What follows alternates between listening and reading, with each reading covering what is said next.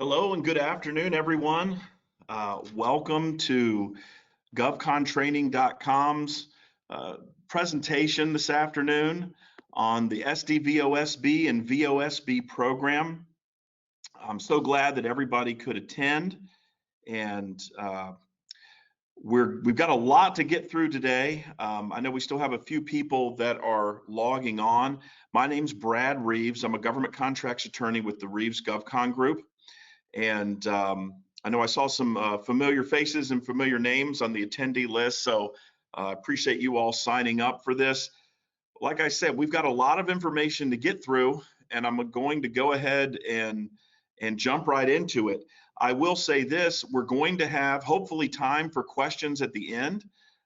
So if you put those questions in the chat, hopefully I'll be able to see those questions and then I'll respond to those questions, but you can do that as we go along, and as we break from slide to slide, I'll be able to answer those questions hopefully for you. But let's go ahead and get started here. Let me give you a little bit of a roadmap of where we're going to go today. I know that top of mind for a lot of folks is the new certification program and the SBA certification program and that transition. So we're going to certainly talk a lot about that. Here we go. This is where we're going to go today. We're going to start off talking about just really the background of the program, of certification program generally with the Service Disabled Veteran and Small Business Program. It's, as somebody who's been doing this for almost 20 years, there's been a lot of twists and turns, and the SDVOSB program is really one of the last programs to get this government-wide certification. We'll talk about that. Then I want to talk about the impact of the December 31 deadline, December 31 as in like 6 weeks from now, that deadline and what you need to do if you haven't already done so by that deadline. And also, just for your awareness for the greater marketplace in this industry, what that's going to mean competitively for you as of December 31st or January 1st, 2024.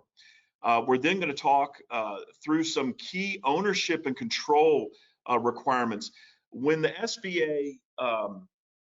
SBA took over the certification from the VA, which is something we're going to talk quite a lot about today, when they did that at the beginning of this year, they revamped all of the regulations governing certification and compliance with the SDVOSB and VOSB regulations, and they created it in a new place. As you might know, the regulations used to be in 13 CFR 125. Now they're in 13 CFR 128, but they didn't just move them, they also updated a lot of these regulations. So I wanted to make sure you all were aware of some tweaks and some nuances to these rules so you can stay compliant. And you may already be certified, but if you're thinking about perhaps bringing another owner on, or if you're thinking about, okay, I want to change some titles in the company, or you're thinking about changing compensation structures, you're going to need to know about these things. Otherwise, you could be susceptible to a protest, and a competitor could come in and you could lose a status protest. To say nothing about, that's sort of an innocuous, that would be terrible to lose a contract in a protest, but it's even worse if you're found to have falsely certified that you are SDVOSB or VOSB compliant.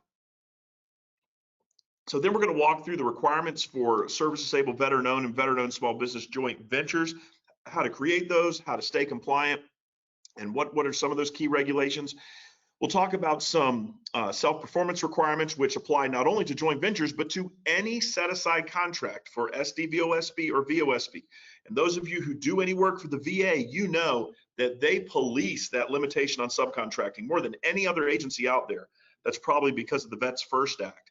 We'll look through a couple of recent cases that dealt with SDVOSB joint ventures that really tell you and show you how important it is to get these things right, to put them together correctly, or you will lose your contract. Some of you may be familiar with GAO protests, where a lot of times, even if you lose, the government goes back and reevaluates, and then you could get re-awarded the contract. It doesn't work like that with size and status protests. If you didn't create your joint venture correctly and you lose that contract, you lose the protest, you lose the contract. There is no do-overs.